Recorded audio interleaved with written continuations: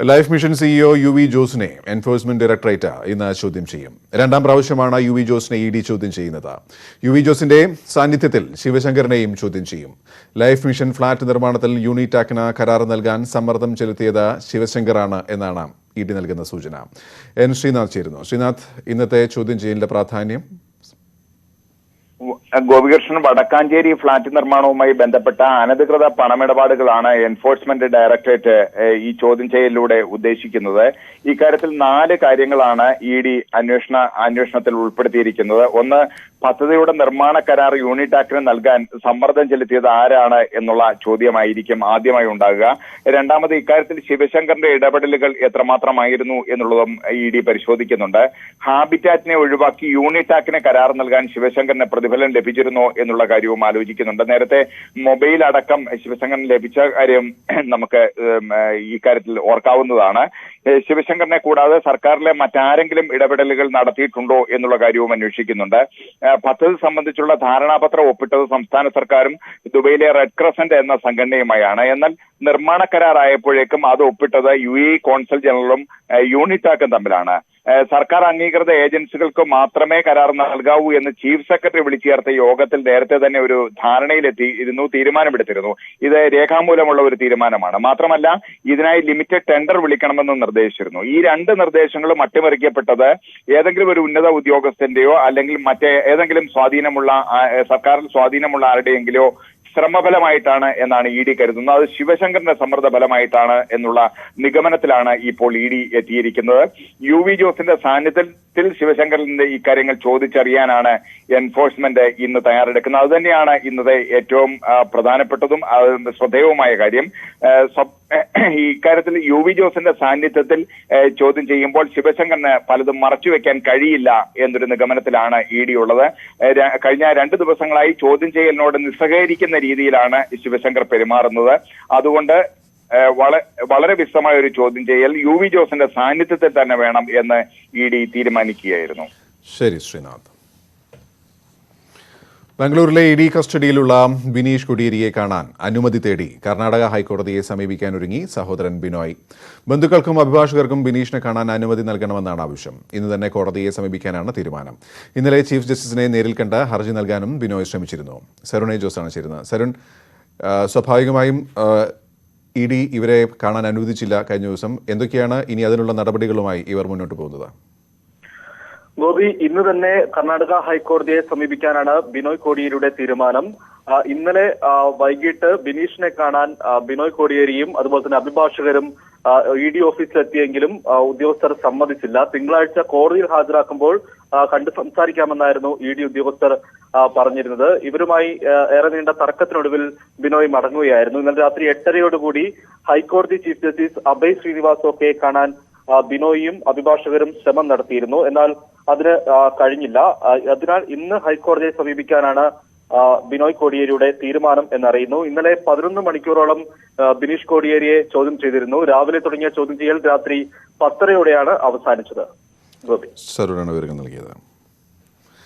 ബിനീഷ് കൊടിയേരിയുടെ അറസ്റ്റിൽ മറുപടിയില്ലാതെ CPM. കേന്ദ്ര ഏജൻസികളെ രാഷ്ട്രീയമായി ദുരുപയോഗം ചെയ്തുവെന്ന ആരോപണത്തിനപ്പുറം ഒന്നും പറയാൻ നേതാക്കൾക്ക് കഴിയുന്നില്ല.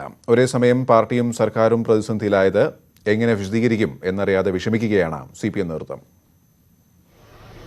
മുഖ്യമന്ത്രിയുടെ മുൻ പ്രിൻസിപ്പൽ സെക്രട്ടറിയെയും പാർട്ടി സെക്രട്ടറിയുടെ മകനെയും ഒരേ ദിവസം അറസ്റ്റ് ചെയ്ത എൻഫോഴ്സ്മെന്റ് ഡയറക്ടറേറ്റ് നടപടി ഇരട്ടാഘാതമാണ് CPMനെ ഏൽപ്പിച്ചത്. പ്രതിസന്ധിയിൽ നിന്ന് എങ്ങനെ മറികടക്കുമെന്നോ ജനങ്ങളോടും അണികളോടും എങ്ങനെ വിശദീകരിക്കുമെന്നോ നേതാക്കൾക്ക് അറിയില്ല. ശിവശങ്കറെയും ബിനീഷിനെയും തള്ളിപ്പറഞ്ഞാലും എത്രനാൾ അത് തുടരാനാകുമെന്ന കാര്യത്തിലും വ്യക്തതയില്ല. ഇതിനു പുറമെയാണ് അന്വേഷണം എങ്ങോട്ട് പോകുമെന്ന് സംബന്ധിച്ച ആശങ്കകൾ. മുഖ്യമന്ത്രിയുടെ ഓഫീസിലെ മറ്റൊരു ഉന്നതനെ കൂടി കേന്ദ്ര ഏജൻസികൾ ലക്ഷ്യമിട്ട് കഴിഞ്ഞതായി അഭ്യൂഹങ്ങളുണ്ട്. ശിവശങ്കർ IAS ഉദ്യോഗസ്ഥനായതിനാൽ മറുപടി പറയേണ്ടത് കേന്ദ്ര നേതൃത്വമാണെന്ന വിചിത്രവാദം CPM നേതാക്കൾ ഉയർത്തിക്കഴിഞ്ഞു. പക്ഷേ കേന്ദ്ര ഏജൻസികൾ നോട്ടമിട്ട അടുത്ത ഉന്നതൻ രാഷ്ട്രീയ നിയമനത്തിലൂടെ മുഖ്യമന്ത്രിയുടെ സ്റ്റാഫിൽ എത്തിയ ആളാണ്. അതും CPMന് വളരെ വേണ്ടപ്പെട്ടയാൾ. ആ അഭ്യൂഹം യാഥാർത്ഥ്യമായാൽ CPMന്റെ പ്രതിസന്ധിയുടെ ആഴം കൂടും. ചുരുക്കി പറഞ്ഞാൽ സമാനതകളില്ലാത്ത പ്രതിസന്ധിയിലാണ് CPMും പിണറായി സർക്കാരും, അതും തെരഞ്ഞെടുപ്പ് വർഷത്തിൽ. ന്യൂസ് 18 തിരുവനന്തപുരം. വാളയാറിൽ സമരം തുടരുമെന്ന പെൺകുട്ടികളുടെ അമ്മ മുഖ്യമന്ത്രി വാക്ക് പാലിക്കാൻ തയ്യാറായില്ല. പുന്നല ശ്രീകുമാറും ചതിച്ചു. പോലീസുകാർക്ക് പ്രമോഷൻ നൽകുന്നത് തടയാൻ ശ്രമിച്ചില്ലെന്നും പെൺകുട്ടികളുടെ അമ്മ ന്യൂസ് 18 പറഞ്ഞു. പെൺകുട്ടികൾക്ക് നീതി തേടി അമ്മ വീടിന് മുന്നിൽ നടത്തുന്ന സത്യാഗ്രഹ സമരം ഇന്ന് സമാപിക്കാനിരിക്കെയാണ് പ്രതികരണം.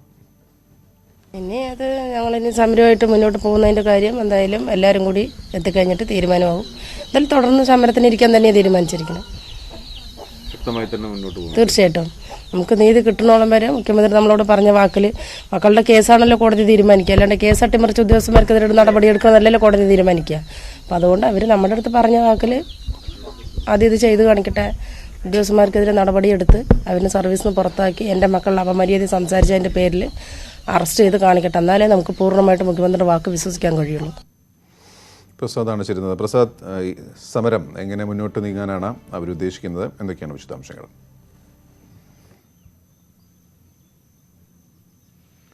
ഗോപി, ഇന്ന് വീടിന് മുന്നിൽ നടത്തുന്ന സത്യാഗ്രഹ സമരം ഇന്ന് അവസാനിക്കും എന്നുള്ളതാണ് അവർ വ്യക്തമാക്കുന്നത്. എന്നാൽ വരും ദിവസങ്ങളിൽ ഈ വിഷയവുമായി ബന്ധപ്പെട്ടുകൊണ്ട് തുടർ സമരങ്ങൾ ഉണ്ടാകും. അത് എവിടെ വേണം എന്നുള്ളത് സംബന്ധിച്ചുള്ള കാര്യങ്ങളെല്ലാം തന്നെ ഉച്ചയ്ക്ക് ഇവരുടെ സംഘടനകൾ ചേരുന്നൊരു യോഗമുണ്ട്. അതിനകത്താണ് തീരുമാനിക്കുക. സെക്രട്ടേറിയറ്റിന് മുന്നിലോ അല്ലെങ്കിൽ എവിടെയാണ് സമരം നടത്തേണ്ടത് ഉൾപ്പെടെയുള്ള എന്തായാലും സമരങ്ങൾ തുടരാൻ തന്നെയാണ് തീരുമാനിച്ചിട്ടുള്ളത് എന്നതാണ് അമ്മ വ്യക്തമാക്കുന്നത്. ഇക്കാര്യത്തിൽ നേരത്തെ കഴിഞ്ഞ 2019 ഒക്ടോബർ 31 ഇവർ മുഖ്യമന്ത്രിയെ നേരിൽ കണ്ട് ഈ കേസിലെ വെറുതെ വിട്ട പ്രതികൾക്ക് ശിക്ഷ ഉറപ്പാക്കാൻ ആവശ്യമായ നടപടികൾ സ്വീകരിക്കണമെന്നാവശ്യപ്പെട്ടത്. മുഖ്യമന്ത്രി അക്കാര്യത്തിൽ ഉറപ്പ് നൽകുകയും ചെയ്തു. എന്നാൽ അതിനുശേഷം ഈ കേസ് അന്വേഷിച്ച പോലീസ് ഉദ്യോഗസ്ഥർക്ക് പ്രമോഷൻ നൽകുന്ന ഒരു സാഹചര്യമാണ് ഉണ്ടായിട്ടുള്ളത്. ഇത് അംഗീകരിക്കാനാവില്ല എന്നുള്ളതാണ്. മുഖ്യമന്ത്രി പറഞ്ഞ വാക്ക് പാലിക്കാൻ തയ്യാറാകണം എന്നതാണ് ഇവർ പറയുന്നത്. മറ്റൊന്ന്, അന്ന് ഇവരോടൊപ്പം ഉണ്ടായിരുന്ന KPMSന്റെ നേതാവ് പുന്നല ശ്രീകുമാർ, അദ്ദേഹം ചതിച്ചു എന്നുള്ളതാണ്. ഈ വിഷയത്തിൽ അന്ന് മുഖ്യമന്ത്രിയോടൊപ്പം വന്നു. പിന്നീട് പോലീസിന് പ്രൊമോഷൻ നൽകുന്ന കാര്യത്തിൽ ഉൾപ്പെടെ പുന്നല ശ്രീകുമാറിന് ഇടപെടാൻ കഴിയുമായിരുന്നു. അദ്ദേഹം ആ രീതിയിൽ ഇടപെട്ടില്ല എന്നുള്ളതാണ്. താൻ ആ തരത്തിലും ചതിക്കപ്പെട്ടു എന്നുള്ളതാണ് വ്യക്തമാക്കുന്നത്. ഈ സമരത്തിൽ, അതായത് നീതി കിട്ടുന്നത് വരെ പോരാട്ടം തുടരും, തുടർ സമരങ്ങൾ ഉണ്ടാകും എന്നതാണ് പെൺകുട്ടികളുടെ അമ്മ പറയുന്നത്. പ്രസാദാണ് വിവരങ്ങൾ നൽകിയത്. ഗുജറാത്തിലെ കെവാഡയിൽ ദേശീയ ഏകതാ പരേഡിൽ പങ്കെടുത്ത പ്രധാനമന്ത്രി നരേന്ദ്രമോദി. നേരത്തെ സർദാർ പട്ടേൽ പ്രതിമയിൽ പ്രധാനമന്ത്രി പുഷ്പാർച്ചന നടത്തി. CISF പോലീസ് സേനകൾ പരേഡിൽ പങ്കെടുത്തു. श्रद्धा का भाव सबसे ऊपर और कृतज्ञ राष्ट्र की ओर से माननीय प्रधानमंत्री भारत के लौह पुरुष सरदार पटेल के सशक्त भारत की याद दिलाता है। आइए जोरदार तालियों के साथ हम हमारी श्रद्धा, हमारा प्यार उन तक पहुंचाते हैं। और अब कुछ ही क्षणों में स्टैच्यू ऑफ यूनिटी, जिसे सलामी देने के लिए इंडियन एयरफोर्स के जगुआर फाइटर एयरक्राफ्ट 3 एयरक्राफ्ट यहां से गुजरेंगे। जगुआर फाइटर एयरक्राफ्ट का होगा फ्लाई पास्ट। हमारे देश की ओर हम सबके गौरव के समान समग्र विश्व में सबसे ऊंची ये प्रतिभा और विश्व की सबसे ऊंची ये बेनमून प्रतिमा, जिसे सलामी देगा इंडियन एयरफोर्स का जगुआर एयरक्राफ्ट। ये 3 एयरक्राफ्ट जो जामनगर एयर स्टेशन से उड़ान भर चुके हैं। 600 किलोमीटर का ये जो अंतर है वो सिर्फ 40 मिनट में वो तय करके कुछ ही क्षणों में यहाँ पर इस आसमान में होंगे। ये जगुआर लड़ाकू विमान है, जो स्ट्राइकर प्लेन्स हैं, जो कहीं पर भी दुश्मनों के विस्तार में 1400 किलोमीटर तक अंदर വലിയ വിപുലമായ ചടങ്ങുകൾ ഇനി എന്തൊക്കെയാണുള്ളത്? ഗോപികൃഷ്ണൻ, രാഷ്ട്രീയ ഏകതാ ദിവസത്തിന്റെ ഭാഗമായുള്ള ചടങ്ങുകളാണ് ഇപ്പോൾ ഗുജറാത്തിലെ കവാദിയിലെ സർദാർ വല്ലഭായ് പട്ടേൽ സ്റ്റാച്യു ഓഫ് യൂണിറ്റിയിൽ നടന്നുകൊണ്ടിരിക്കുന്നത്. നേരത്തെ പ്രധാനമന്ത്രി സർദാർ വല്ലഭായ് പട്ടേൽ പ്രതിമയിൽ പുഷ്പാർച്ചന നടത്തി. അതിനുശേഷം CISFന്റെയും പോലീസിന്റെയും ഏകതാ പരേഡ് നടന്നിരിക്കുന്നു. ഇപ്പോൾ ഇതാ വ്യോമസേനയുടെ അഭ്യാസ പ്രകടനങ്ങളാണ് നടന്നുകൊണ്ടിരിക്കുന്നത്. ഈ സ്വാതന്ത്ര്യ ദിനത്തിനും റിപ്പബ്ലിക് ദിനത്തിനും ഒക്കെ കാണുന്നത് പോലെ ഉള്ള ഒരു ചടങ്ങുകൾ തന്നെയാണ് ഇന്നും ആസൂത്രണം ചെയ്തിട്ടുള്ളത്. പ്രത്യേകിച്ച് ഇന്ത്യയുടെ ഒരു കരുത്ത് വിളിച്ചോതുന്ന തരത്തിലുള്ള വളരെ ചെറിയ പരിപാടി എന്ന് തന്നെ പറയാം. പ്രത്യേകിച്ച് 11 മണിക്ക് മുമ്പ് തന്നെ അദ്ദേഹം സിവിൽ സർവീസ് പ്രൊബേഷണൽസിനെ അഭിസംബോധന ചെയ്യുന്നുണ്ട്. തുടർന്ന് ടൂറിസം, സിവിൽ ഏവിയേഷൻ മേഖലയെ പ്രയോജനപ്പെടുത്തുന്ന സീപ്ലെയിൻ സർവീസ് ഉദ്ഘാടനം ചെയ്യും. സബർമതി റിവർ ഫ്രണ്ടിൽ നിന്ന് കൊവാഡിയിലെ സ്റ്റാച്യു ഓഫ് യൂണിറ്റി വരെയുള്ള സീപ്ലെയിൻ സർവീസാണ് നടത്താൻ പോകുന്നത്. അതോടൊപ്പം തന്നെ ഏകതാ ദിവസത്തിന്റെ ഭാഗമായി രാജ്യത്ത് മറ്റ് ഇടങ്ങളിലും ഇത്തരത്തിലുള്ള പരിപാടികൾ ആസൂത്രണം ചെയ്യുകയും ചെയ്തിട്ടുണ്ട്. രാഷ്ട്രപതി രാംനാഥ് കോവിന്ദ്, ഉപരാഷ്ട്രപതി വെങ്കയ്യ നായിഡു, ആഭ്യന്തരമന്ത്രി രാജ്നാഥ് സിംഗ് തുടങ്ങിയവർ ഡൽഹിയിലെ പട്ടേൽ ചൌക്കിലെ സർദാർ വല്ലഭായ് പട്ടേൽ പ്രതിമയിലാണ് പുഷ്പാർച്ചന നടത്തുന്നത്. പിന്നീട് ആഭ്യന്തരമന്ത്രി രാഷ്ട്രീയ ഏകതാ ദിവസ് പ്രതിജ്ഞ ചൊല്ലുകയും ചെയ്യും. ഇങ്ങനെ വിപുലമായ തരത്തിൽ തന്നെയാണ് സർദാർ വല്ലഭായ് പട്ടേലിന്റെ ജന്മദിനം ഇത്തവണ ഏകതാ ദിവസമായി ആചരിക്കുന്നത്. ഇപ്പോൾ പ്രധാനമന്ത്രി അഭിസംബോധന ചെയ്തുകൊണ്ടിരിക്കുകയാണ്.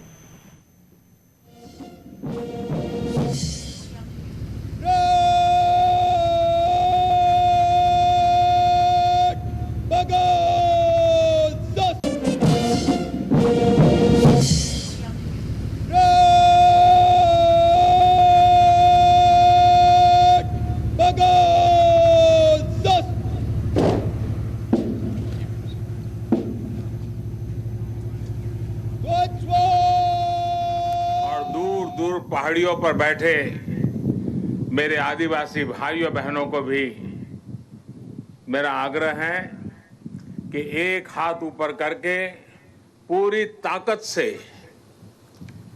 सरदार साहब का स्मरण करते हुए हम भारत माता की जय का घोष करेंगे।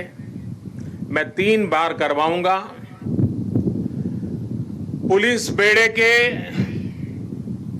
वीर बेटे बेटियों के नाम भारत माता की। कोरोना के समय में सेवारत कोरोना वॉरियर्स के नाम भारत माता की। आत्मनिर्भरता के संकल्प को सिद्ध करने में जुटे कोटि कोटि लोगों के नाम भारत माता की।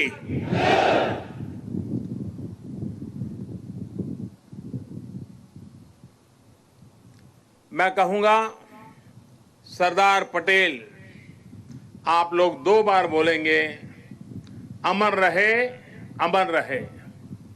सरदार पटेल, सरदार पटेल, सरदार पटेल। सभी देशवासियों को सरदार वल्लभ भाई पटेल की जन्म जयंती की बहुत बहुत शुभकामनाएं। देश की सैकड़ों रियासतों को, राजे रजवाड़ों को एक करके देश की विविधता को आजाद भारत की शक्ति बनाकर सरदार पटेल ने हिंदुस्तान को वर्तमान स्वरूप दिया। 2014 में हम सभी ने उनके जन्मदिन को भारत की एकता के पर्व के रूप में मनाने की शुरुआत की थी। इन 6 वर्षों में देश ने गांवों से लेकर महानगरों तक, पूरब से पश्चिम तक, कश्मीर से कन्याकुमारी तक सभी ने एक भारत श्रेष्ठ भारत के संकल्प को पूरा करने का प्रयास किया है। आज एक बार फिर यह देश मां भारती के महान सपूत को, देश के लौह पुरुष को श्रद्धा सुमन समर्पित कर रहा है। आज एक बार फिर यह देश सरदार पटेल की इस गगनचुंबी प्रतिमा के सानिध्य में, उनकी छाया में देश की प्रगति के महायज्ञ का अपना प्राण दोहरा रहा है। साथियों, मैं कल दोपहर ही केवड़िया पहुंच गया था और केवड़िया पहुंचने के बाद कल से लेकर अब तक यहां केवड़िया में जंगल सफारी पार्क, एकता मॉल, चिल्ड्रन न्यूट्रिशन पार्क, आरोग्य वन जैसे अनेक नए स्थलों का लोकार्पण हुआ है।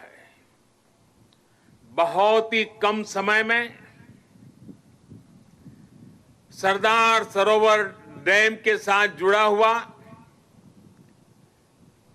ये भव्य निर्माण एक भारत श्रेष्ठ भारत की भावना का, नए भारत की प्रगति का तीर्थ स्थल बन गया है। आने वाले समय में मां नर्मदा के तट पर भारत ही नहीं, पूरी दुनिया के टूरिज्म मैप पर ये स्थान अपनी जगह बनाने वाला है, छाने जा रहा है। आज सरदार सरोवर से साबरमती रिवर फ्रंट तक सी प्लेन सेवा का भी शुभारंभ होने जा रहा है। ये देश की पहली और अपने आप में अनूठी सी प्लेन सेवा है। सरदार साहब के दर्शन के लिए, स्टैच्यू ऑफ यूनिटी को देखने के लिए देशवासियों को अब सी प्लेन सर्विस का भी विकल्प मिलेगा। ये सारे प्रयास इस क्षेत्र में पर्यटन को भी बहुत ज्यादा बढ़ाने वाले हैं। इससे यहां के लोगों को, मेरे आदिवासी भाई बहनों को रोजगार के भी नए मौके मिल रहे हैं। इन उपलब्धियों के लिए भी मैं गुजरात सरकार को, गुजरात के सभी नागरिकों को और सभी 130 करोड़ देशवासियों को बधाई देता हूं। साथियों, कल जब मैं सारे क्षेत्रों पे पूरे दिन जा रहा था और वहां गाइड के रूप में यहीं आसपास के गांव की हमारी बेटियां जिस कॉन्फिडेंस के साथ, जिस गहराई के साथ, सभी सवालों के जानकारी के साथ, त्वरित उत्तरों के साथ मुझे गाइड कर रही थी, मैं सच में बताता हूं, मेरा मस्तक ऊंचा हो गया। मेरे देश की, गांव की आदिवासी कन्याओं का ये सामर्थ्य, उनकी एक क्षमता अभिभूत करने वाली थी। मैं उन सभी बच्चों को इतने कम समय में उन्होंने जो महारत हासिल की है और इसमें एक नया, एक प्रकार से एक्सपर्टाइज को जोड़ा है, प्रोफेशनलिज्म को जोड़ा है, मैं उनको भी आज हृदय से मेरी इन आदिवासी बेटियों को बहुत बहुत बधाई देता हूं। साथियों, ये भी अद्भुत संयोग है कि आज ही महर्षि वाल्मीकि जयंती भी है। आज हम भारत की जिस सांस्कृतिक एकता का दर्शन करते हैं, जिस भारत को अनुभव करते हैं, उसे और जीवंत और ऊर्जावान बनाने का काम सदियों पहले आदि कवि महर्षि वाल्मीकि ने ही किया था। भगवान राम के आदर्श, राम के संस्कार अगर आज भारत के कोने कोने में हमें एक दूसरे से जोड़ रहे हैं, तो इसका बहुत बड़ा श्रेय भी महर्षि वाल्मीकि जी को ही जाता है।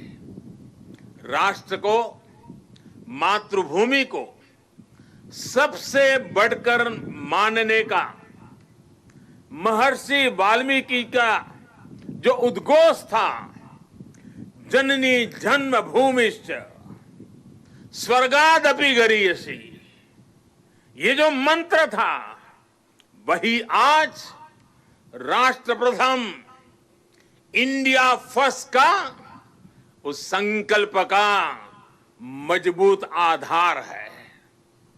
मैं सभी देशवासियों को महर्षि वाल्मीकि जयंती के भी हृदय से हार्दिक शुभकामनाएं देता हूं। साथियों, तमिल भाषा के महाकवि और स्वतंत्र सेनानी सुब्रमण्यम भारती ने लिखा था, मन्नुम इमयमले अंगल मलइये मालिल मिदुइदु पोल परिधु इल्लेये इन्नरू नीर गंगे आरेंगेल आरे इंगिथन मानबीर एदिरेदु वेरे पन्नरूम उपनिट नुल्लेंगल नुले पार मिसे एधोरु नुल इधु बोले पोन नोलिर भारत नांडेगल नाडे पोट रुवोमिंगते एमक्की कल्ले इडे। सुब्रमण्यम भारती जी की जो कविता है उसका भावार्थ हिंदी में जो मिलता है, दूर सुदूर क्षेत्रों के बारे में जो वर्णन है वो भी इतना ही प्रेरक है। सुब्रमण्यम भारती जी ने जिस भाव को प्रकट किया है, दुनिया की सबसे पुरातन भाषा तमिल भाषा में किया है, और क्या अद्भुत मां भारती का वर्णन किया है। सुब्रमण्यम भारती जी के उस कविता के भाव है, चमक रहा उत्तुंग हिमालय, चमक रहा उत्तुंग हिमालय, यह नगराज हमारा ही है, जोड़ नहीं धरती पर जिसका, जोड़ नहीं धरती पर जिसका, वह नगराज हमारा ही है। नदी हमारी ही है गंगा, प्लावित करती मधुरस धारा, बहती है और भी ऐसी पावन जलधारा। सम्मानित जो सफल विश्व में, सम्मानित जो सफल विश्व में, महिमा जिनकी बहुत रही है। രാഷ്ട്രീയ ഏകതാ ദിവസ് ചടങ്ങിൽ പ്രധാനമന്ത്രി സംസാരിക്കുകയാണ്. തിരിച്ചുവരാം ഇടവേളയ്ക്ക് ശേഷം. ED കസ്റ്റഡിയിലുള്ള ശിവശങ്കർ ചോദ്യങ്ങളോട് സഹകരിക്കുന്നില്ല എന്ന പരാതി. 3 ദിവസമായി ആഹാരം കഴിക്കാനും തയ്യാറാവുന്നില്ല. ശിവശങ്കറിന് ആയുർവേദ ചികിത്സ നൽകുന്നുണ്ട്. എറണാകുളം സർക്കാർ ആശുപത്രിയിൽ നിന്ന് ഡോക്ടർമാർ എത്തിയാണ് ചികിത്സ നൽകുന്നത്. എൻ ശ്രീനാഥാണ് വിവരങ്ങൾ നൽകുന്നത്. ശ്രീനാഥ്, ഇതിപ്പോൾ ED ബോധിപ്പിച്ച വിവരങ്ങളാണ്. എവിടെയാണ് ഇവർ അറിയിച്ചത്? എന്തൊക്കെയാണ് വിശദാംശങ്ങൾ? ED കേസുമായി ബന്ധപ്പെട്ട് കഴിഞ്ഞ ദിവസം ശിവശങ്കറിനെ കസ്റ്റഡിയിലെടുക്കുമ്പോൾ ശിവശങ്കർ തന്നെ അദ്ദേഹത്തിന് ആരോഗ്യ പ്രശ്നങ്ങളുണ്ട് എന്ന് കോടതിയിൽ ബോധിപ്പിച്ചിരുന്നു. പ്രത്യേകിച്ച് നടുവേദന അടക്കമുള്ള അസുഖങ്ങളുണ്ട്, അത് വളരെ പഴക്കമുള്ളതാണ് എന്ന് അദ്ദേഹം സൂചിപ്പിക്കുകയും ചെയ്തിരുന്നു. എന്നാൽ ED കസ്റ്റഡിയിൽ ശിവശങ്കർ ഇപ്പോൾ നിരാഹാരത്തിലാണ്. ഒരു തരത്തിലും ചോദ്യങ്ങളോട് സഹകരിക്കുന്നില്ല എന്നാണ് EDയുടെ അഭിപ്രായം. ഒരു വാക്കിലോ അല്ലെങ്കിൽ ഏതെങ്കിലും തർക്കുത്തരമോ പറഞ്ഞ് പല കാര്യങ്ങളിലും ഒഴിഞ്ഞു പോകുന്ന ഒരു സമീപനമാണ് ഇപ്പോൾ ശിവശങ്കർ സ്വീകരിച്ചുകൊണ്ടിരിക്കുന്നത്. അതേപോലെ തന്നെ ആഹാരം കഴിക്കാനും അദ്ദേഹം വിസമ്മതിക്കുന്നു. പാക്ഡ് ജ്യൂസ് മാത്രമാണ് കഴിഞ്ഞ 3 ദിവസമായി, അവർ പറഞ്ഞതനുസരിച്ചാണ് ഗുവ പേരയ്ക്ക ജ്യൂസ് മാത്രമാണ് കഴിഞ്ഞ 3 ദിവസമായി അദ്ദേഹം കഴിക്കുന്നത്. മറ്റൊരു ആഹാരവും ആവശ്യമില്ല എന്നാണ് അദ്ദേഹം പറഞ്ഞിരിക്കുന്നത്. എല്ലാ ചോദ്യം ചെയ്യലിന് മുമ്പും ആഹാരം കഴിച്ചിരുന്നോ, എന്തൊക്കെ ആഹാരങ്ങളാണ് കഴിച്ചത് തുടങ്ങിയ കാര്യങ്ങളും ഇവർ ചോദിക്കുന്നുണ്ട്. ആഹാരം വേണ്ട എന്ന് ശിവശങ്കർ പറഞ്ഞാൽ അത് മൊഴിയുടെ കൂട്ടത്തിൽ എഴുതി വെക്കുന്നുമുണ്ട്. ഇപ്പോൾ ഇത്തരത്തിൽ ചോദ്യം ചെയ്യൽ മുന്നോട്ട് പോകുമ്പോൾ അവരുമായി സഹകരിക്കാതിരിക്കാനുള്ള ശ്രമം ശിവശങ്കറിന്റെ ഭാഗത്തു നിന്നുണ്ടാകുന്നുണ്ട്. അങ്ങനെയാണെങ്കിൽ കൂടുതൽ സമയം ഇനിയും ചോദ്യം ചെയ്യാൻ ആവശ്യമായി വരും എന്ന് ED സൂചിപ്പിക്കുകയും ചെയ്തു. അതനുസരിച്ച് കൂടുതൽ റിമാൻഡ് കസ്റ്റഡി എക്സ്റ്റെൻഡ് ചെയ്ത് മേടിക്കുന്നത് അടക്കമുള്ള കാര്യങ്ങൾ ഇപ്പോൾ ED ആലോചിച്ചുകൊണ്ടിരിക്കുകയാണ്. അതുണ്ടാകും എന്ന് തന്നെയാണ് ഇപ്പോൾ ED വൃത്തങ്ങൾ നമുക്ക് നൽകുന്ന സൂചന. ഏതായാലും എറണാകുളം സർക്കാർ ആയുർവേദ ആശുപത്രിയിൽ നിന്ന് ഇന്നലെ ഡോക്ടർമാരെത്തി അദ്ദേഹത്തിന് ആയുർവേദ ചികിത്സ നൽകിയിരുന്നു. ഇത് കോടതിയുടെ നിർദ്ദേശപ്രകാരമുള്ള ചികിത്സയാണ്. ഇത് ഇന്നലെ വൈകുന്നേരം നൽകുകയും ചെയ്തിരിക്കുന്നു. ഏതായാലും അദ്ദേഹത്തിന്റെ നിസ്സഹകരണം തുടർന്നാൽ ഈ സമീപനം EDയുടെ ഭാഗത്തു നിന്ന് തിരിച്ചുള്ള സമീപനം ഉണ്ടാകുമെന്നൊരു സൂചന അദ്ദേഹത്തിന് തന്നെ നേരിട്ട് നൽകുകയും ചെയ്തിട്ടുണ്ട്.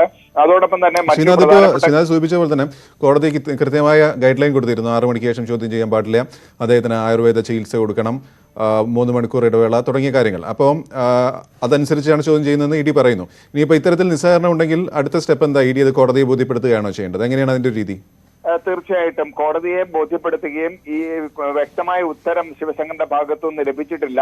മാത്രമല്ല, ഈ ചോദ്യം ചെയ്യലിന് കൂടുതൽ സമയം ആവശ്യമുണ്ട്. അദ്ദേഹത്തിന്റെ നിസ്സഹകരണം മൂലം കൂടുതൽ വിവരങ്ങൾ അദ്ദേഹത്തിൽ നിന്ന് ചോദിച്ചെടുക്കാൻ കഴിഞ്ഞിട്ടില്ല എന്ന മറുപടി ആയിരിക്കും കോടതിക്ക് മുമ്പാകെ ED നൽകുക. അതനുസരിച്ച് കൂടുതൽ സമയം ചോദ്യം ചെയ്യലിന് ഇനിയും ആവശ്യമുണ്ട്. അത് കസ്റ്റഡി എക്സ്റ്റെൻഡ് ചെയ്ത് നൽകണം എന്നൊരു അപേക്ഷ EDയുടെ ഭാഗത്തു നിന്ന് ഉണ്ടാകും എന്നാണ് ED അറിയിച്ചിരിക്കുന്നത്. അതിനുള്ള നീക്കം ഏതാണ്ട് 7 ദിവസത്തെ കസ്റ്റഡിയാണ് ഇപ്പോൾ കൊടുത്തിരിക്കുന്നത്. ഇനി ഒരു 5 ദിവസം കൂടി ഉണ്ടെങ്കിൽ മാത്രമേ കൂടുതൽ ചോദ്യങ്ങൾ ചോദിക്കാൻ കഴിയൂ എന്നൊരു നിലപാടാണ് EDക്കുള്ളത്. ഇപ്പോൾ തന്നെ കോടതിയുടെ നിർദ്ദേശപ്രകാരം രാവിലെ 9 മണി മുതൽ 6 മണി വരെ മാത്രമേ ചോദ്യം ചെയ്യാൻ കഴിയുള്ളൂ. 3 മണിക്കൂർ ഇടവേളകൾ 3 മണിക്കൂർ ചോദ്യം ചെയ്യുമ്പോൾ 1 മണിക്കൂർ ഇടവേള കൊടുക്കുകയും ചെയ്യണം. ചുരുക്കത്തിൽ വളരെ കുറച്ച് സമയം മാത്രമേ ചോദ്യം ചെയ്യാൻ ലഭിക്കുന്നുള്ളൂ. ചോദ്യങ്ങൾ ചോദിക്കുന്ന സമയത്ത് തന്നെ അദ്ദേഹം കാര്യമായി സഹകരിക്കുന്നുമില്ല. ഈ ഒരു അവസ്ഥ തുടർന്നു കഴിഞ്ഞാൽ കൂടുതൽ ദിവസം ചോദ്യം ചെയ്യലിന് ആവശ്യമായി വരും എന്ന് കോടതിയെ ബോധ്യപ്പെടുത്തുകയും അതനുസരിച്ച് കൂടുതൽ സമയം നേടിയെടുക്കുകയും ചെയ്യുക എന്നുള്ളതാണ് ED ഇപ്പോൾ ഉദ്ദേശിക്കുന്നത്. ശരി ശ്രീനാഥ്. 2 ദിവസത്തെ CPM കേന്ദ്ര കമ്മിറ്റി യോഗം ഇന്ന് സമാപിക്കും. പശ്ചിമബംഗാൾ, തമിഴ്നാട്, അസം നിയമസഭാ തെരഞ്ഞെടുപ്പുകളിൽ സ്വീകരിക്കേണ്ട സമീപനം സംബന്ധിച്ച് പോളിറ്റ് ബ്യൂറോ തയ്യാറാക്കിയ കരടിന്മേൽ അന്തിമ തീരുമാനമായിരിക്കും. നിയമസഭാ തെരഞ്ഞെടുപ്പ് നടക്കുന്ന കൂടുതൽ സംസ്ഥാനങ്ങളിലും സീറ്റ് ധാരണകൾക്കും തീരുമാനമായിരിക്കും.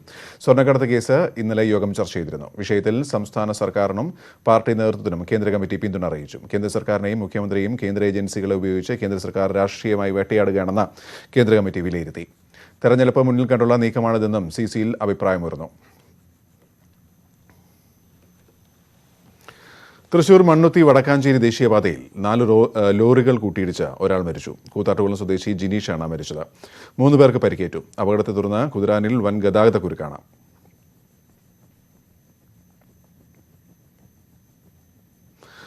പോപ്പുലർ ഫിനാൻസ് തട്ടിപ്പ് കേസിൽ പ്രതികൾക്ക് ജാമ്യം ലഭിക്കില്ലെന്ന് പോലീസ്. കുറ്റപത്രം വൈകുന്ന സാഹചര്യത്തിൽ പ്രതികൾ ആലപ്പുഴ വിചാരണ കോടതിയിൽ ജാമ്യാപേക്ഷ നൽകാനിരിക്കെയാണ് ജില്ലാ പോലീസ് മേധാവി KG സൈമൺ പ്രതികരണവുമായി എത്തിയത്.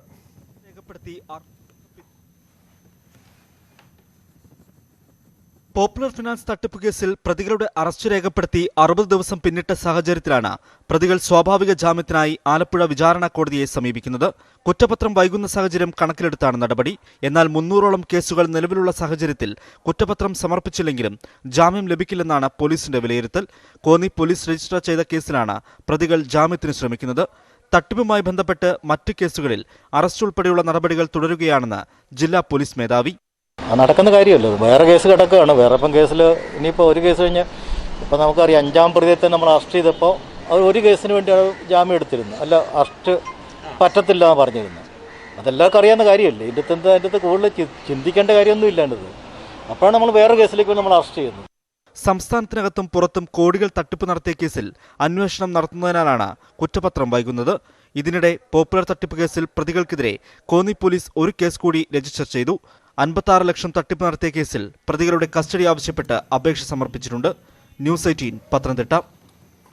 മുന്നാക്ക സംവരണത്തിൽ പ്രത്യക്ഷ സമരവുമായി സമസ്ത നവംബർ 2-ന് കോഴിക്കോട്ട് നേതൃസംഗമവും അവകാശ പ്രഖ്യാപനവും നടത്തും. സാമ്പത്തിക സംവരണത്തിനെതിരായ സമരം സവർണർക്കെതിരല്ലെന്നും അവകാശങ്ങൾ കവർന്നെടുക്കുന്നതിനെതിരെയാണെന്നും സമസ്ത നേതാക്കൾ പറഞ്ഞു. സാമ്പത്തിക സംവരണം പിന്നോക്ക വിഭാഗങ്ങളുടെ അവസരം നഷ്ടപ്പെടുത്തില്ലെന്നായിരുന്നു സർക്കാരിന്റെ ഉറപ്പ്. എന്നാൽ അത് ലംഘിക്കപ്പെട്ടു. സമസ്തയുടെ സമരം സവർണർക്കെതിരല്ലെന്നും ഭരണഘടനാപരമായ അവകാശങ്ങൾക്ക് വേണ്ടിയാണെന്നും നേതാക്കൾ പറഞ്ഞു. പിന്നോക്കക്കാർക്കുള്ള സംവരണം കവർന്നെടുത്ത് മുന്നോക്കക്കാർക്ക് നൽകുന്നുവെന്നാണ് സമസ്തയുടെ പരാതി. ഇക്കാര്യത്തിൽ മുഖ്യമന്ത്രിയുടെ വാദങ്ങൾ തെറ്റാണ്.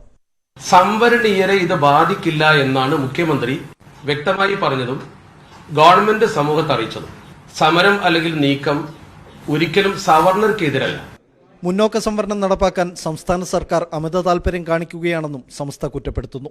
കേസുകൾ കഴിയുന്നതുവരെ മുന്നോക്ക സംവരണവുമായി ബന്ധപ്പെട്ട് കേരളത്തിൽ നടപ്പാക്കിയ എല്ലാ നടപടിക്രമങ്ങളും മരവിപ്പിക്കണമെന്നതടക്കമുള്ള 6 ആവശ്യങ്ങൾ സമസ്ത ഉന്നയിക്കുന്നുണ്ട്. ഇക്കാര്യങ്ങൾ അറിയിക്കാൻ സംസ്ഥാന നേതാക്കൾ മുഖ്യമന്ത്രിയെയും പ്രതിപക്ഷ നേതാവിനെയും കാണും. നവംബർ 2-ന് കോഴിക്കോട്ട് നേതൃസംഗമവും അവകാശ പ്രഖ്യാപനവും നടക്കും. നവംബർ 6-ന് വെള്ളിയാഴ്ച നമസ്കാരത്തിന് ശേഷം 10 ലക്ഷം ഒപ്പുകൾ ശേഖരിച്ച് മുഖ്യമന്ത്രിക്ക് സമർപ്പിക്കും. ന്യൂസ് 18 കോഴിക്കോട്. പുനഃസംഘടനയിലെ അതൃപ്തി പരസ്യമാക്കിയതിലൂടെ BJP നേതൃത്വത്തിനെതിരെ തുറന്ന പോരിനൊരുങ്ങി ശോഭാ സുരേന്ദ്രൻ. വിവാദങ്ങളോട് നേതൃത്വം മൗനം തുടരുകയാണെങ്കിലും പാലക്കാട് ജില്ലയ്ക്ക് സമാനമായി കൂടുതൽ പേർ പാർട്ടി വിടുമോ എന്ന ആശങ്ക BJP നേതാക്കൾക്കുണ്ട്. തദ്ദേശ തെരഞ്ഞെടുപ്പ് പടിവാദികളിലെത്തി നിൽക്കെ പാർട്ടിയിലുണ്ടായ പുതിയ വിവാദങ്ങൾ BJPക്ക് സൃഷ്ടിക്കുന്ന തലവേദന ചെറുതല്ല. ശോഭാ സുരേന്ദ്രൻ ഉയർത്തിയ വിമത നീക്കത്തോട് നേതൃത്വം മൗനം പാലിക്കുകയാണെങ്കിലും കടുത്ത പ്രതിസന്ധിയാണ് സംസ്ഥാന BJPക്ക് മുന്നിൽ രൂപപ്പെട്ടിരിക്കുന്നത്. പാലക്കാടിന് സമാനമായി കൂടുതൽ പേരുടെ രാജി ഉണ്ടാകുമോ എന്നതാണ് നേതൃത്വത്തെ കുഴയ്ക്കുന്ന പ്രശ്നം. തദ്ദേശ തെരഞ്ഞെടുപ്പിന് ഒരുങ്ങുന്നതിനിടെ പാർട്ടിയിലുണ്ടായ അസ്വാരസ്യങ്ങൾ എങ്ങനെ പരിഹരിക്കുമെന്നതാണ് പ്രതിസന്ധി. അടുത്തു ചേരുന്ന കോർ കമ്മിറ്റി യോഗം പുതിയ സാഹചര്യങ്ങൾ ചർച്ച ചെയ്യും. എൻ്റെ ഒരു സമീപനം, ഞാൻ പ്രസിഡന്റായി ഇത്രയും കാലമായിട്ട് നമ്മൾ കാണുന്നുണ്ടല്ലോ, പാർട്ടിയെ സംബന്ധിച്ചുള്ള ആഭ്യന്തര കാര്യങ്ങൾ മാധ്യമങ്ങളുമായിട്ട് ചർച്ച ചെയ്യാൻ ഞാൻ താല്പര്യപ്പെടുന്നില്ല. 16 വർഷമായി ദേശീയ കൗൺസിൽ അംഗമായിരുന്ന തന്നെ ഇത്തവണ ഒഴിവാക്കിയതിന് പിന്നിൽ ദേശീയ സംഘടനാ സെക്രട്ടറി BL സന്തോഷും V മുരളീധരനുമാണെന്നാണ് ശോഭാ സുരേന്ദ്രന്റെ പരാതി. സംസ്ഥാന ജനറൽ സെക്രട്ടറി സ്ഥാനത്ത് നിന്നും വൈസ് പ്രസിഡന്റ് ആക്കിയതോടെ കോർ കമ്മിറ്റിയിലും ഉൾപ്പെട്ടില്ല. പുനഃസംഘടനയ്ക്കെതിരെ ദേശീയ നേതൃത്വത്തിന് പരാതി നൽകിയെങ്കിലും ഇടപെടലുണ്ടായില്ല. സജീവ പ്രവർത്തനങ്ങളിൽ നിന്നും വിട്ടുനിന്ന തന്നെ കൃഷ്ണദാസ് പക്ഷ നേതാക്കൾ പോലും ബന്ധപ്പെട്ടില്ലെന്ന പരാതിയും ശോഭാ സുരേന്ദ്രനുണ്ട്. തുടർച്ചയായി അവഗണിക്കുന്നു എന്ന വിലയിരുത്തലിന്റെ അടിസ്ഥാനത്തിലാണ് ശോഭാ സുരേന്ദ്രൻ നേതൃത്വത്തിനെതിരെ പരസ്യ നീക്കത്തിന് തയ്യാറായത്. ശോഭാ സുരേന്ദ്രനെ അനുനയിപ്പിക്കാൻ മുതിർന്ന നേതാക്കൾ ആരും തന്നെ ഇതുവരെ ഇടപെട്ടിട്ടുമില്ല. ന്യൂസ് 18 തിരുവനന്തപുരം. പാലക്കാട് BJP ആലത്തൂർ മണ്ഡലം വൈസ് പ്രസിഡന്റ് ഉൾപ്പെടെ 3 പ്രാദേശിക നേതാക്കൾ പാർട്ടിയിൽ നിന്നും രാജിവെച്ചു. മണ്ഡലം കമ്മിറ്റിയിലെ പ്രാദേശിക നേതൃത്വം വ്യാപകമായി പണപ്പിരിവും അഴിമതിയും നടത്തുന്നു എന്നാരോപിച്ചാണ് രാജി. എന്നാൽ ആരോപണങ്ങൾ അടിസ്ഥാനരഹിതമാണെന്ന് BJP ജില്ലാ നേതൃത്വം പ്രതികരിച്ചു. BJP ആലത്തൂർ മണ്ഡലം vice president Prakashini Narayanan, OBC Morcha മണ്ഡലം ട്രഷറർ K നാരായണൻ, RSS മുഖ്യ ശിക്ഷക് N വിഷ്ണു എന്നിവരാണ് BJPയിൽ നിന്നും രാജിവെച്ചത്. പാർട്ടിയുടെ പേരിൽ പ്രാദേശിക നേതാക്കൾ നടത്തുന്ന അനധികൃത പണപ്പിരിവ് ചൂണ്ടിക്കാണിച്ചിട്ടും നടപടിയില്ലാത്തതിൽ പ്രതിഷേധിച്ചാണ് രാജിയെന്ന് പ്രകാശിനി നാരായണൻ പറഞ്ഞു. നമ്മൾ ഈ നാട്ടിൽ ഇത്രയും കാലം പാർട്ടിക്ക് വേണ്ടി പണിയെടുത്തിട്ട് നമ്മളെ മറ്റുള്ള ആളുകളിൽ നിന്ന് വ്യത്യസ്തമായി മാറ്റിയിരുത്തുകയും ഈ പാർട്ടിയിൽ ഒന്നും ചെയ്യാതെ പോകുന്നതിൽ അപ്പുറം എനിക്ക് ഈ പാർട്ടിയിൽ തുടർന്നു കൊണ്ടുപോകാൻ കഴിയില്ല. അതുകൊണ്ട് നമ്മൾ വെറുതെ ഇത്രയും കാലത്തെ രാഷ്ട്രീയ ജീവിതം വേസ്റ്റാക്കുന്നതിനെക്കാട്ടിയും നമ്മൾ രാജിവെക്കാനാണ് ഞാൻ തീരുമാനിച്ചത്. കരാറുകാർ, വ്യവസായികൾ, മതസ്ഥാപനങ്ങൾ എന്നിവരിൽ നിന്നും പണം വാങ്ങിയാണ് പ്രാദേശിക നേതാക്കൾ അഴിമതി നടത്തുന്നതെന്നും ഇക്കാര്യങ്ങൾ ഉന്നയിച്ച് സംസ്ഥാന പ്രസിഡന്റിന് കത്ത് നൽകിയിട്ടും നടപടിയില്ലെന്നും ഇവർ പറയുന്നു. എന്നാൽ ഇത്തരമൊരു പരാതി ശ്രദ്ധയിൽപ്പെട്ടിട്ടില്ലെന്നും ആരോപണങ്ങൾ അടിസ്ഥാനരഹിതമാണെന്നും BJP ജില്ലാ നേതൃത്വം വ്യക്തമാക്കി. ന്യൂസ് 18 പാലക്കാട്. ഔദ്യോഗിക പ്രഖ്യാപനം വരും മുമ്പേ സജീവമായി തിരുവനന്തപുരത്ത് ഇടതുമുന്നണിയുടെ തെരഞ്ഞെടുപ്പ് പ്രചാരണം. പ്രധാനപ്പെട്ട വ്യക്തികളെയും സുഹൃത്തുക്കളെയും കണ്ട് വോട്ട് പിടിക്കുന്ന തിരക്കിലാണ് സ്ഥാനാർത്ഥികൾ. അധ്യാപക സംഘടനാ നേതാവ് AG ഒലീന മേയർ സ്ഥാനാർത്ഥിയാവും. ഇടതുമുന്നണിയിലെ സീറ്റ് വിഭജന ചർച്ചകൾ അവസാന ഘട്ടത്തിലാണ്. എങ്കിലും സീറ്റ് ഉറപ്പിച്ച സ്ഥാനാർത്ഥികൾ പ്രചരണം തുടങ്ങിക്കഴിഞ്ഞു. ചുവരെഴുത്തും പുരോഗമിക്കുന്നു. CPM സ്ഥാനാർത്ഥി പട്ടികയിൽ യുവാക്കൾക്കാണ് മുൻഗണന. ബാലസംഘം സംസ്ഥാന പ്രസിഡന്റ് ആര്യ സുരേന്ദ്രനാണ് മുടവൻ മുകളിലെ CPM സ്ഥാനാർത്ഥി. അത്യാവശ്യം കുറച്ച് പേരെ കണ്ടു തുടങ്ങിയിട്ടുണ്ട്. പ്രാദേശികമായിട്ടുള്ള ആളുകളെയൊക്കെ കണ്ടു തുടങ്ങിയിട്ടുണ്ട്. അധികം ആരും കണ്ടിട്ടില്ല. പ്രാദേശികമായി പ്രഖ്യാപനം കഴിഞ്ഞതിന് ശേഷം കൂടുതൽ വാർഡിൽ ഇടപെടാമെന്നാണ് വിചാരിക്കുന്നത്. വഞ്ചിയൂരിൽ സ്റ്റാൻഡിംഗ് കമ്മിറ്റി ചെയർമാൻ P ബാബുവിന്റെയും സാക്ഷരതാ മിഷൻ ഡയറക്ടർ PS ശ്രീകലയുടെയും മകൾ ഗായത്രി ബാബുവും പ്രചരണം തുടങ്ങി. ഗവേഷക വിദ്യാർത്ഥിയാണ് എഴുത്തുകാരി കൂടിയായ ഗായത്രി. ഇലക്ഷൻ പ്രചരണമായിട്ട് നമ്മൾ അങ്ങനെ തുടങ്ങിയിട്ടില്ല. പിന്നെ ഇന്ന് മുതൽ ആരംഭിക്കാമെന്ന് കരുതി അങ്ങനെ ഇപ്പോൾ കുറച്ച് സെലക്റ്റഡായി വീടുകളിൽ കയറുക, അല്ലെങ്കിൽ കടകളിൽ കയറുക, അങ്ങനെയാണ് ഇപ്പോൾ നടക്കുന്നത്. മാധ്യമ വിദ്യാർത്ഥിനി ശരണ്യയാണ് കണ്ണമ്മൂല വാർഡിലെ സ്ഥാനാർത്ഥി. ഇടതുപക്ഷ ജനാധിപത്യ മുന്നണിയുടെ ഒരു സ്ഥാനാർത്ഥിയായി എൻ്റെ പ്രദേശത്ത് തന്നെ നിൽക്കാൻ സാധിച്ചാൽ വളരെയധികം സന്തോഷമുണ്ട്. ഞാൻ ജനിച്ചു വളർന്ന സ്ഥലത്ത് തന്നെ നിൽക്കാൻ സാധിച്ചാൽ. മറ്റു വാർഡുകളിലും സ്ഥാനാർത്ഥികൾ പ്രചരണം തുടങ്ങി. സംസ്ഥാന സമിതി അംഗം TN സീമ മത്സരിക്കില്ലെന്നുറപ്പായതോടെ അധ്യാപക സംഘടനാ നേതാവും സാംസ്കാരിക പ്രവർത്തകയുമായ ഒലീനയെ മേയറാക്കാനാണ് CPM നീക്കം. കുന്നുകുഴി വാർഡിൽ ഒലീന മത്സരിക്കും. തെരഞ്ഞെടുപ്പ് പ്രഖ്യാപിക്കുന്നതിന്റെ തൊട്ടടുത്ത ദിവസം തന്നെ പൂർണ്ണ സ്ഥാനാർത്ഥി പട്ടിക പുറത്തിറക്കാനാണ് മുന്നണി തീരുമാനം. ന്യൂസ് 18 തിരുവനന്തപുരം. കോട്ടയത്ത് തദ്ദേശ തെരഞ്ഞെടുപ്പിൽ സിറ്റിംഗ് സീറ്റുകൾ അതായത് പാർട്ടിക്ക് നൽകാൻ ഇടതുമുന്നണിയിൽ ധാരണ. തർക്കമുള്ള സ്ഥലങ്ങളിൽ ഇത്തവണത്തെ വിജയസാധ്യതയാവും പരിഗണിക്കുക. ജോസ് കെ മാണി മുന്നണിയിലെത്തിയതോടെ പല സീറ്റുകളും നഷ്ടപ്പെടുമെന്ന ആശങ്കയിലാണ് CPI. ജോസ് കെ മാണി വിഭാഗം മുന്നണിയിലെത്തിയ ശേഷമുള്ള ആദ്യ യോഗമാണ് കോട്ടയത്ത് ചേർന്നത്. തദ്ദേശ തെരഞ്ഞെടുപ്പിലെ സീറ്റ് വിഭജനമായിരുന്നു പ്രധാന അജണ്ട. പാർട്ടികൾക്ക് വിജയിച്ച സീറ്റുകൾ നൽകാൻ തത്വത്തിൽ ധാരണയായി. ഏതെങ്കിലും സീറ്റുകളിൽ തർക്കമുണ്ടായാൽ ഉഭയകക്ഷി ചർച്ച നടത്തി പ്രശ്നം പരിഹരിക്കും. ആദ്യം പൊതുവായ ചർച്ചകൾ ഊന്നി മാറാതെ ഒരു ഉഭയകക്ഷി ചർച്ചയിൽ ആദ്യം വിഷയം മുന്നിട്ട് നിർത്തി ചർച്ച ചെയ്തതിന് ശേഷം വീണ്ടും ഒന്നിച്ചുകൂടാനാണ് ഞങ്ങൾ തീരുമാനിച്ചത്. ജില്ലാ പഞ്ചായത്തിലേക്കുള്ള മത്സരമാണ് ഇടതുമുന്നണി കൂടുതൽ ഗൗരവമായി കാണുന്നത്. വരുന്ന നിയമസഭാ തെരഞ്ഞെടുപ്പിന്റെ സൂചനയായി ഇത് മാറുമെന്നാണ് വിലയിരുത്തൽ. പാലായിൽ വിജയിച്ചതോടെ NCPയും ജില്ലാ പഞ്ചായത്തിലേക്ക് സീറ്റ് ചോദിച്ചിട്ടുണ്ടെന്നാണ് സൂചന. ജോസ് കെ മാണി വന്ന സാഹചര്യത്തിൽ സീറ്റുകൾ നഷ്ടപ്പെടുമോ എന്ന ആശങ്ക CPIക്കുണ്ട്. എന്നാൽ ഇക്കാര്യത്തിൽ വിട്ടുവീഴ്ചയ്ക്കില്ലെന്ന നിലപാടിലാണ് പാർട്ടി. ന്യൂസ് 18 കോട്ടയം. തിരുവനന്തപുരം ഭീമാപ്പള്ളി ഈസ്റ്റ് വാർഡിന് വേണ്ടി മുസ്ലിം ലീഗിൽ പോരാ. സീറ്റ് ലക്ഷ്യമിട്ട് ഭീമാപ്പള്ളി റഷീദും സജീനയും ചേരിതിരിഞ്ഞതോടെ വാർഡിലെ ലൈഫ് ഭവന സമുച്ചയ ശിലാസ്ഥാപന ചടങ്ങ് അസ്വാരസ്യങ്ങളുടെ വേദിയായി.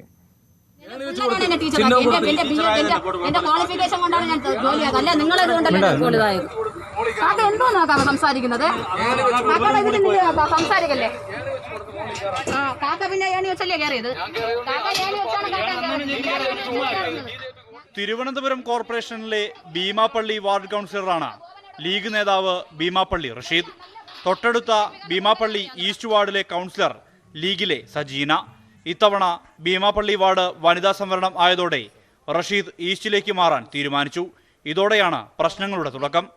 വാർഡ് വിട്ടുകൊടുക്കില്ലെന്ന് സജീന ഉറപ്പിക്കുന്നു. ലൈഫിന്റെ ഭവന സമുച്ചയം നിർമ്മിക്കുന്നുണ്ട്. ഇത് യഥാർത്ഥത്തിൽ ഭീമാപ്പള്ളി ഈസ്റ്റ് വാർഡിലാണ് സ്ഥിതി ചെയ്യുന്നത്. ഇപ്പോൾ തൊട്ടടുത്ത കൗൺസിലർ അദ്ദേഹം ഹൈജാക്ക് ചെയ്ത് അദ്ദേഹം നിൽക്കുകയാണ്. അദ്ദേഹത്തിന്റെ വാർഡാണെന്ന് കരുതി നിൽക്കുകയാണ്. ലൈഫ് ഭവന പദ്ധതിയുടെ ഭവന സമുച്ചയ ശിലാസ്ഥാപന ചടങ്ങിന് കോർപ്പറേഷൻ അച്ചടിച്ച പോസ്റ്ററും വിവാദമായി. ഒന്നിൽ സ്വാഗത പ്രാസംഗിക സജീന, മറ്റൊന്നിൽ ഭീമാപ്പള്ളി റഷീദ്. ചടങ്ങിന് മേയർ എത്തും മുമ്പേ ഇരുവരും അവരവരുടെ ചിത്രമുള്ള ഫ്ലക്സുകൾ സ്ഥാപിച്ചു. പ്രശ്നം രൂക്ഷമാകാതിരിക്കാൻ മേയർ ഇടപെട്ട് ഒരാളെ അധ്യക്ഷ സ്ഥാനത്തും മറ്റൊരാളെ സ്വാഗത പ്രസംഗത്തിനും ചുമതലപ്പെടുത്തി. പിന്നെ ഇരുവരുടെയും വികാരഭരിതമായ പ്രസംഗം. ഞാൻ ഇതുകൊണ്ടൊന്നും പേടിക്കുന്നവളല്ല. നിങ്ങൾ ആദ്യം മനസ്സിലാക്കുക. ഭീഷണിയിലൊന്നും പേടിക്കുന്നവളല്ല സജീന ടീച്ചർ. ഞാൻ പഠിപ്പിച്ച 1000 മക്കളുണ്ട്. 1000 കുട്ടികളെ പഠിപ്പിച്ച ഒരു അധ്യാപികയാണ് ഞാൻ. ഭീമാപ്പള്ളിയിലെ മത്സ്യത്തൊഴിലാളികൾക്ക് തലചായ്ക്കുവാൻ ഒരു ഒറ്റ റൂമെങ്കിലും ഇവിടെ ലഭിച്ചിട്ടുണ്ടെങ്കിൽ അത് നമ്മുടെ ഗിഫ്റ്റാണ്. അതിന് സഹായം ചെയ്തു തന്ന എല്ലാവരോടും കൈകൂപ്പി ഞാൻ നന്ദി പറയുകയാണ്. ശിലാസ്ഥാപന ചടങ്ങിലെ പ്രശ്നം ഒരുവിധം പരിഹരിച്ചെങ്കിലും ഭീമാപ്പള്ളി ഈസ്റ്റ് വാർഡിൽ ഇരുവരും മത്സരത്തിനിറങ്ങിയാൽ രാഷ്ട്രീയ അന്തരീക്ഷം കലുഷിതമാകുമെന്ന ഉറപ്പ്. ന്യൂസ് 18 തിരുവനന്തപുരം. ഊണിന് വില 20 രൂപ. ദിവസേന കഴിക്കുന്നത് 70,000-ഓളം പേർ. കേരളത്തിന്റെ ജനകീയ ഹോട്ടലുകളെ കുറിച്ച് വായിക്കാൻ സന്ദർശിക്കുക malayalam.news18.com. Life Mission CEO UV ജോസിനെ എൻഫോഴ്സ്മെന്റ് ഡയറക്ടറേറ്റ് മുമ്പാകെ ഹാജരായി. 2ാം പ്രാവശ്യമാണ് UV ജോസ് ചോദ്യം ചെയ്യാൻ ഹാജരാകുന്നത്. UV ജോസിന്റെ സാന്നിധ്യത്തിൽ ശിവശങ്കറെയും ചോദ്യം ചെയ്യും. ഡാനിയാണ് ചേരുന്നത്. ഡാനി, ഇപ്പോൾ ലഭിക്കുന്ന വിവരങ്ങൾ എന്തൊക്കെയാണ്? Life Mission CEO UV Jose അല്പസമയം മുമ്പ് ഇപ്പോൾ ലൈഫ് എൻഫോഴ്സ്മെന്റ് ഡയറക്ടറേറ്റ് ഓഫീസിലേക്ക് എത്തിയിരിക്കുന്നു. അദ്ദേഹം ഇത് 2ാം തവണയാണ് EDക്ക് മുൻപാകെ ചോദ്യം ചെയ്യുന്നതിന് വേണ്ടി ഹാജരാക്കുന്നത്. പക്ഷേ ആദ്യ സാഹചര്യമല്ല നിലവിൽ ഇപ്പോൾ ഉള്ളത്. കാരണം ഈ കേസിൽ മുഖ്യമന്ത്രിയുടെ മുൻ പ്രിൻസിപ്പൽ സെക്രട്ടറി M ശിവശങ്കറിനെ അറസ്റ്റ് ചെയ്തിരിക്കുന്നു, പ്രതി ചേർത്തിരിക്കുന്നു. അതിനുശേഷം ഇതുമായി ബന്ധപ്പെട്ട ഡിജിറ്റൽ തെളിവുകൾ, മറ്റ് പ്രതികളുടേതടക്കമുള്ള ഈ സംഭാഷണങ്ങൾ വ്യക്തമാക്കുന്നത് വിവരമുള്ള തെളിവുകൾ അടക്കം ശേഖരിച്ചതിന്റെ ഒരു സാഹചര്യത്തിൽ കൂടിയാണ് ഇപ്പോൾ UV ജോസഫ് വീണ്ടും അന്വേഷണ ഉദ്യോഗസ്ഥർക്ക് മുൻപാകെ എത്തുന്നതെന്ന പ്രത്യേകത കൂടി നിലനിൽക്കുന്നുണ്ട്. ഇതിൽ പ്രധാനം തന്നെയും എൻഫോഴ്സ്മെന്റ് ഡയറക്ടറേറ്റ് മനസ്സിലാക്കാൻ ശ്രമിക്കുന്നത് കഴിഞ്ഞ ദിവസങ്ങളിൽ പുറത്തു വന്ന തെളിവുകൾ, അതോടൊപ്പം തന്നെ ഈ ശിവശങ്കറെ ചോദ്യം ചെയ്തതിന്റെ സാന്നിധ്യത്തിൽ ലഭിച്ച കാര്യങ്ങൾ ഇതുകൂടി ചേർത്ത് വെച്ചുകൊണ്ടായിരിക്കും UV ജോസഫ് ഇക്കാര്യങ്ങൾ വ്യക്തമാക്കിയ കാര്യങ്ങൾ ചോദിച്ചറിയുക. ഇതിൽ പ്രധാനമായും തന്നെ ഈ കരാറ് യൂണിറ്റ് ആക്ടിനെ ലഭിക്കാൻ വേണ്ടി M ശിവശങ്കർ ഏതെങ്കിലും രീതിയിലുള്ള ഒരു സമ്മർദ്ദങ്ങൾ ചെലുത്തിയോ എന്നുള്ളൊരു കാര്യമാണ് ചോദിക്കാനുള്ളത്. പ്രത്യേകിച്ച് നേരത്തെ സന്തോഷ് ഈപ്പൻ, യൂണിറ്റ് ആക്ടിന്റെ MD സന്തോഷ് ഈപ്പൻ നൽകിയ മൊഴിയുണ്ട്.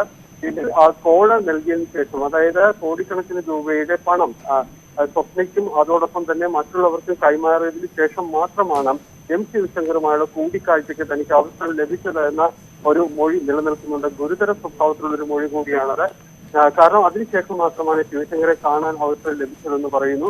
ശിവശങ്കറിന്റെ മുറിയിലേക്ക് UV ജോസിനെ വിളിച്ചു വരുത്തുകയും അവിടെ വെച്ച് സന്തോഷ് ഈപ്പനെ പരിചയപ്പെടുത്തുകയും പിന്നീട് ലൈഫ് മിഷൻ പദ്ധതിയെ കുറിച്ച് അവിടെ വിശദീകരിക്കുകയും ചെയ്തു എന്നാണ് പറയുന്നത്.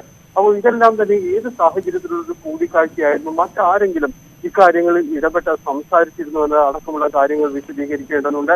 അതോടൊപ്പം തന്നെ സന്തോഷ് ഈപ്പൻ പറയുന്നത് ഇതിനൊരു പ്രത്യുപകാരം എന്ന രീതിയിൽ കൈമാറിയ ഐഫോണുകളുണ്ട്. അതിൽ ഒന്ന് ശിവശങ്കറിന്റെ പക്കൽ നിന്നാണ് കണ്ടെടുത്തത്. അപ്പോൾ ഇതെല്ലാം തന്നെ ചേർത്ത് വായിച്ചുകൊണ്ടാണ് ഈ അന്വേഷണം, ഇതുമായി ബന്ധപ്പെട്ടുള്ള അന്വേഷണം മുന്നോട്ട് പോകുന്നത്. ഇക്കാര്യങ്ങളിലെല്ലാം ഏതെങ്കിലും രീതിയിലുള്ള ഒരു ഇടപെടൽ കൂടുതലായിട്ട് തന്നെ ശിവശങ്കറിന്റെ പക്കൽ നിന്ന് ഉണ്ടായിരുന്നോ, അല്ലെങ്കിൽ മറ്റ് ഏതെങ്കിലും ഉദ്യോഗസ്ഥൻ ഇക്കാര്യത്തിൽ അമിതോത്സാഹം കാണിച്ചു എന്നതടക്കമുള്ള കാര്യങ്ങൾ പരിശോധിക്കുന്നുണ്ട്. അതോടൊപ്പം തന്നെ ഇതിന്റെ ലൈഫ് മിഷന്റെ ഒരു കരാർ എന്ന് പറയുന്നത് റെഡ് ക്രസന്റും അതോടൊപ്പം തന്നെ സർക്കാരും തമ്മിലുള്ളതായിരുന്നു. പക്ഷെ പിന്നീട് ഇത് അതിൻ്റെ ഒരു പ്രവൃത്തി പദത്തിലേക്ക് എത്തുമ്പോൾ അവിടെ നിന്ന് അത് മാറുകയും അത് UAE കൗൺസിലും അതോടൊപ്പം തന്നെ യൂണിടാഗും തമ്മിലാവുന്നു. അപ്പോൾ ഇതെല്ലാം എങ്ങനെ സംഭവിച്ചു എന്നുള്ളതാണ്. പ്രത്യേകിച്ച് ചീഫ് സെക്രട്ടറിയുടെ അടക്കമുള്ള നിർദ്ദേശങ്ങൾ കാര്യങ്ങളിൽ ഉണ്ടായിരുന്നു. ഇതിനായൊരു മിനി ടെൻഡർ വിളിക്കണ അടക്കമുള്ള നിർദ്ദേശങ്ങളുണ്ട്. ഇതെല്ലാം തന്നെ പാടെ അട്ടിമറിച്ചുകൊണ്ട് എങ്ങനെ യൂണിടാഗിലേക്ക് മാത്രമായിട്ട് ഒരു കരാർ പോയി എന്നതടക്കമുള്ള കാര്യങ്ങൾ പറയേണ്ടതുണ്ട്. നേരത്തെ വടക്കാഞ്ചേരി ലൈഫ് മിഷനുമായി ബന്ധപ്പെട്ടുകൊണ്ട് UV ജോസിനെ CBI അടക്കമുള്ള ഏജൻസികൾ ചോദ്യം ചെയ്തിരുന്നു. ഇപ്പോൾ എൻഫോഴ്സ്മെന്റ് ഡയറക്ടറേറ്റിനൊക്കെ മുന്നിലാകെ UV ജോസ് വീണ്ടും രണ്ടാമതെത്തുകയാണ്. അപ്പോൾ ഇത്തരം കാര്യങ്ങളെല്ലാം തന്നെ ചേർത്ത് വെച്ചുകൊണ്ടായിരിക്കും അദ്ദേഹത്തിൽ നിന്ന് വിവരങ്ങൾ ചോദിച്ചറിയുക. അതോടൊപ്പം തന്നെ ശിവശങ്കർ കൂടി ഇതിലുണ്ട്. അതുകൊണ്ട് ഇവരെ ഒരുമിച്ചിരുത്തി തന്നെ ഇത്തരം കാര്യങ്ങൾ ചോദിച്ചറിയാനും ED ശ്രമിക്കും എന്നതാണ് ലഭിക്കുന്ന വിവരം. രാജ്യത്ത് ഏറ്റവും മികച്ച ഭരണമുള്ള സംസ്ഥാനമായി കേരളത്തെ തെരഞ്ഞെടുത്തു. പബ്ലിക് അഫയേഴ്സ് ഇൻഡെക്സ് പ്രകാരമാണ് വലിയ സംസ്ഥാനങ്ങളിലെ മികച്ച ഭരണത്തിനുള്ള പദവി. ചെറിയ സംസ്ഥാനങ്ങളിൽ ഗോവയാണ് ഒന്നാമത്. ISRO മുൻ ചെയർമാൻ K. കസ്തൂരിരംഗൻ അധ്യക്ഷനായ പബ്ലിക് അഫയേഴ്സ് സെന്റർ തയ്യാറാക്കിയ പട്ടികയിലാണ് ഭരണമികവിൽ കേരളം ഒന്നാമതെത്തിയത്. കാര്യക്ഷമത, നിയമവാഴ്ച തുടങ്ങിയ മാനദണ്ഡങ്ങളും വികസന ലക്ഷ്യങ്ങൾ കൈവരിക്കുന്നതിലെ മികവും അടിസ്ഥാനപ്പെടുത്തിയാണ് പട്ടിക. വലിയ സംസ്ഥാനങ്ങളുടെ പട്ടികയിൽ ദക്ഷിണേന്ത്യൻ സംസ്ഥാനങ്ങളായ കേരളം, തമിഴ്നാട്, ആന്ധ്ര, കർണാടകം സംസ്ഥാനങ്ങൾ ആദ്യ 4 സ്ഥാനത്തെത്തി. തുടർച്ചയായ 4ാം വട്ടമാണ് കേരളം നേട്ടം കൈവരിക്കുന്നത്. ഉത്തർപ്രദേശ്, ഒഡീഷ, ബീഹാർ സംസ്ഥാനങ്ങളാണ് ഏറ്റവും പിന്നിൽ. ഗോവ, മേഘാലയ, ഹിമാചൽ പ്രദേശ് സംസ്ഥാനങ്ങൾ ചെറിയ സംസ്ഥാനങ്ങളുടെ പട്ടികയിൽ ആദ്യ സ്ഥാനത്തെത്തി. മണിപ്പൂർ, ഡൽഹി, ഉത്തരാഖണ്ഡ് എന്നിവയാണ് പിന്നിൽ. കേന്ദ്രഭരണ പ്രദേശങ്ങളിൽ ചണ്ഡീഗഡാണ് മുന്നിൽ. ജനങ്ങൾക്കൊപ്പം നിന്ന് ജനങ്ങൾക്ക് വേണ്ടിയുള്ള പ്രവർത്തനങ്ങൾക്ക് കൂടുതൽ ഊർജ്ജമേകുന്നതാണ് ഈ നേട്ടമെന്ന് മുഖ്യമന്ത്രി പിണറായി വിജയൻ പ്രതികരിച്ചു. News desk, news 18.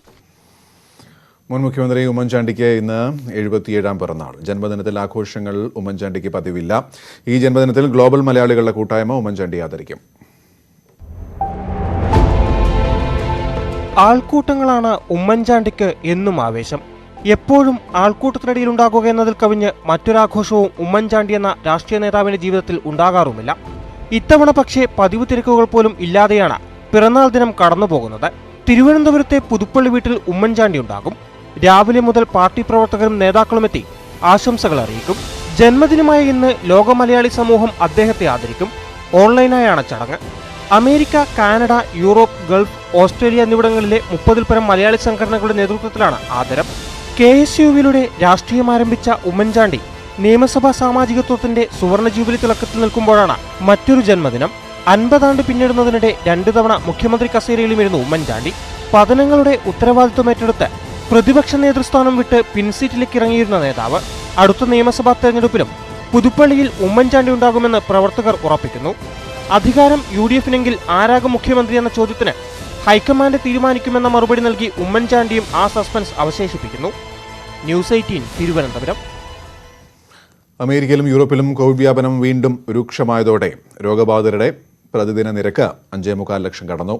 അമേരിക്കയിൽ 90 ലക്ഷത്തിലധികമാണ് കോവിഡ് ബാധിതർ. ലോകത്ത് കോവിഡ് ബാധിതരുടെ എണ്ണം 4,58,00,000 മരണം 11,93,000 കടന്നു. അതിനിടെ ചൈന നിർമ്മിക്കുന്ന കോവിഡ് വാക്സിൻ വാങ്ങുന്നതുമായി ബന്ധപ്പെട്ട ബ്രസീൽ പ്രസിഡന്റും വൈസ് പ്രസിഡന്റും തമ്മിൽ വലിയ ഭിന്നതയും ഉടലെടുത്തു. തുർക്കിയിലെ ഇസ്മിർ പ്രവിശ്യയിലുണ്ടായ ഭൂചലനത്തിൽ മരണം 22ആയി. 700-ലധികം പേർക്ക് പരിക്കേറ്റു. റിക്ടർ സ്കെയിലിൽ 7 തീവ്രത രേഖപ്പെടുത്തിയ ഭൂചലനത്തിൽ നിരവധി കെട്ടിടങ്ങൾ നിലംപൊത്തി. തുർക്കി പ്രാദേശിക സമയം ഉച്ചയ്ക്ക് 2:51 ഭൂചലനമുണ്ടായത്.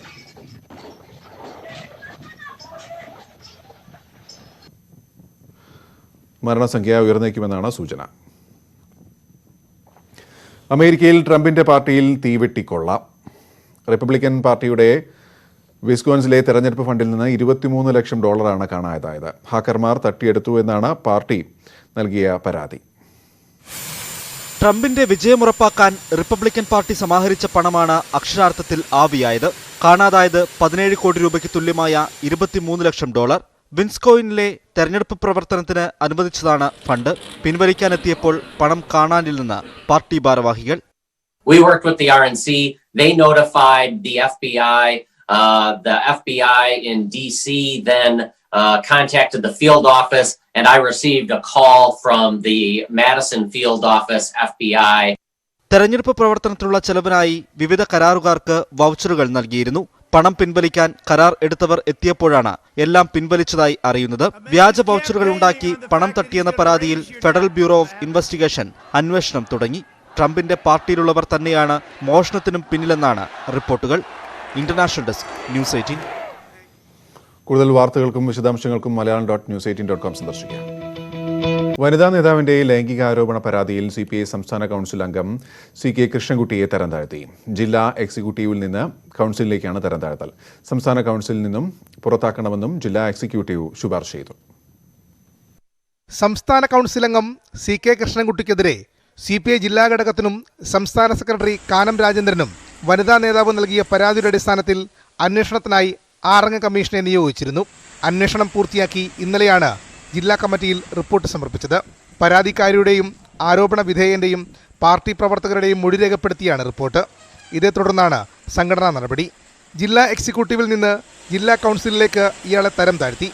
സംസ്ഥാന കൗൺസിലിൽ നിന്നും പുറത്താക്കാൻ ജില്ലാ എക്സിക്യൂട്ടീവ് ശുപാർശ ചെയ്തു. എന്നാൽ പാർട്ടിയിൽ നിന്നും പുറത്താക്കാത്തതിനെതിരെ വനിതാ നേതാവ് വീണ്ടും പരാതിയുമായി മുൻപോട്ട് പോകുമെന്നാണ് വിവരം.